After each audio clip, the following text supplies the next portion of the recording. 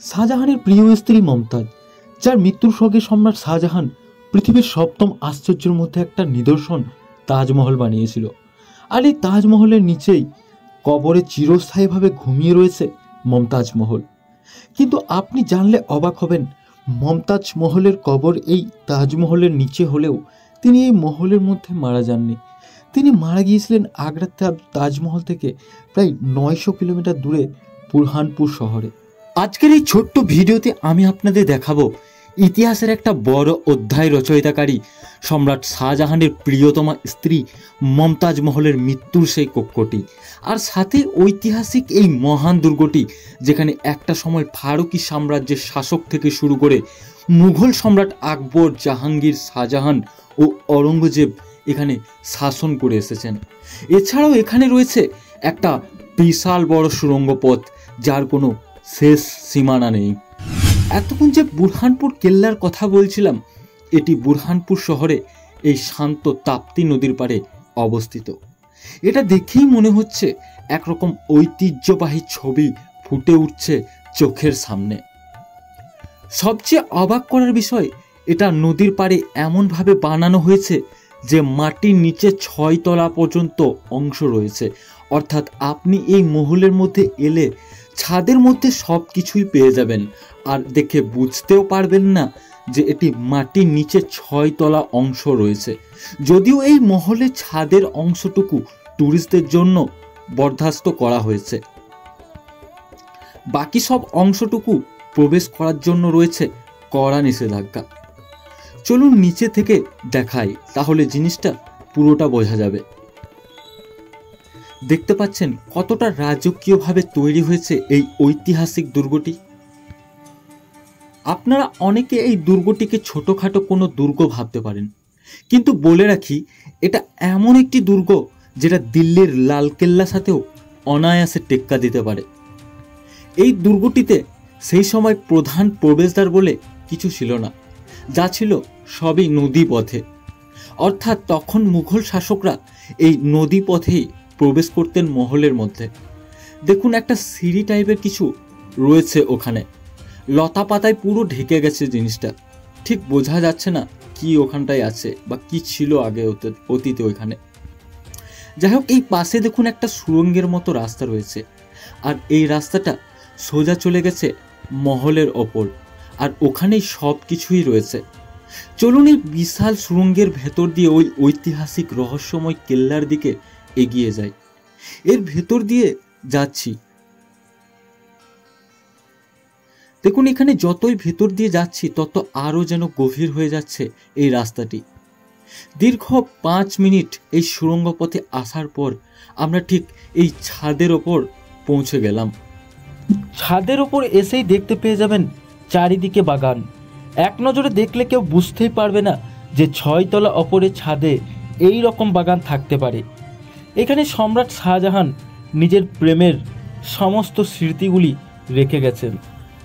বুরহানপুর শাহী কেল্লা একটি কৌশলগত দৃষ্টিনন্দন দুর্গ, যা মুঘল স্থাপত্য ও ইতিহাসের এক বিরাট নিদর্শন। এর নির্মাণ ছিল সামরিক ও রাজকীয় ব্যবহারের জন্য, এবং আজও এটি ইতিহাস প্রেমীদের জন্য একটি আকর্ষণীয় স্থান। সম্রাট শাহজাহান মুঘল সিংহাসনে বসার পর প্রায় 3 বছর এইখান থেকে মুঘল সাম্রাজ্য শাসন করতেন। এখন যে জায়গাটি চোখের সামনে দেখতে পাচ্ছি, এটা হলো সম্রাট শাহজাহানের দেওয়ানি আম। অর্থাৎ এইখান থেকে সম্রাট শাহজাহান সাধারণ মানুষের সাথে সাক্ষাৎ করতেন। শাহী কেল্লা তার মজবুত পাথরের প্রাচীর, উঁচু বুরুজ আর সুশোভিত দরজার জন্য বিখ্যাত। প্রাচীরের প্রতিটি ইট যেন বলছে, আমরা যুগের পর যুদ্ধের আগুন দেখেছি, কিন্তু ভেঙে পড়িনি কখনো। শাহজাহানের প্রিয়তমা স্ত্রী মমতাজ মহল যখন অসুস্থ হয়ে পড়েন, তখনই তাকে এই বুরহানপুরে আনা হয়েছিল। তিনি 14তম সন্তান জন্ম দিতে গিয়ে 1631 সালে তিনি নিঃশ্বাস ত্যাগ করেন। প্রথমে মমতাজের জন্য এখানেই সমাধি নির্মাণের পরিকল্পনা ছিল, পরে আবার বদলে গিয়ে আমরা দেখতে পাই আগ্রার বিখ্যাত তাজমহলের নিচে। নর্মদা নদীর ধারে এই দুর্গের অবস্থান একে বানিয়েছিল প্রাকৃতিক সুরক্ষিত ঘাঁটি, জলপথে আসা যাওয়া ছিল সহজ, আবার প্রয়োজনে নদীও ছিল শত্রুর বিরুদ্ধে এক প্রকৃতির প্রতিরোধ। আজও এই শাহী কেল্লা দাঁড়িয়ে আছে যেন সময়কে হারিয়ে দেওয়া এক প্রাচীন প্রহরী। পর্যটক ও ইতিহাস গবেষকদের কাছে এটি শুধু একটি স্থাপনা নয়, এটি হলো মুঘল ইতিহাসের এক অমূল্য সাক্ষী। বুরহানপুর শাহী কেল্লা, যেখানে একটি পাথর, প্রতিটি দেওয়াল, প্রতিটি নীরবতা বয়ে আনে শত শত বছরের গল্প। এই গল্পগুলোই আমাদের মনে করিয়ে দেয় ইতিহাস শুধু পড়ার জন্য নয়, অনুভব করার জন্য। যাই হোক বন্ধুরা, ভিডিওটার মূল একটা জায়গায় এখন আমরা যাচ্ছি। ভিডিওটা শেষ পর্যন্ত দেখতে থাকুন, আশা করি খুব ভালো লাগবে, কারণ এইটুকু অংশের জন্যই পুরো ভিডিওটি বানানো।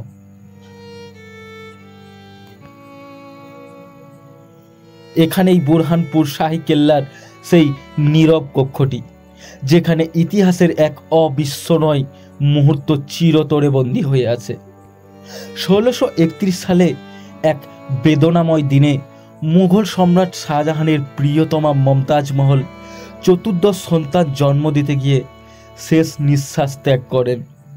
এই দেওয়ালগুলোই শুনেছিল সেদিন সম্রাট শাহজাহানের অসহায় ক্রন্দন, আর অনুভব করেছিল সম্রাটের বুক ফাটা সেই শোক। কক্ষের এই জানালা দিয়েই বুরহানপুরের আকাশের দিকে শেষবার তাকিয়েছিলেন মমতাজ মহল। শুধু ইতিহাস নয়, এটি এক অনন্ত প্রেমের নিঃশব্দ সাক্ষী, যার স্মৃতিতে গড়ে উঠেছিল পৃথিবীর সপ্তম আশ্চর্যের মধ্যে একটা নিদর্শন, তাজমহল।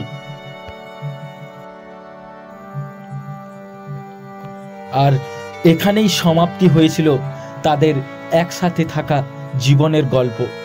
কিন্তু এখান থেকে শুরু হয়েছিল আবার তাজমহলের অনন্ত যাত্রা, যা আজও পৃথিবীর হৃদয়ে লেখা আছে ভালোবাসার প্রতীক হয়ে। যাই হোক বন্ধুরা, ভিডিওটি আজ এই পর্যন্তই। ভিডিওটি কেমন লেগেছে অবশ্যই নিচে কমেন্ট বক্সে কমেন্ট করে জানাবেন। আর এই ছোট্ট চ্যানেলে নতুন হলে চ্যানেলটি অবশ্যই সাবস্ক্রাইব করে রাখবেন।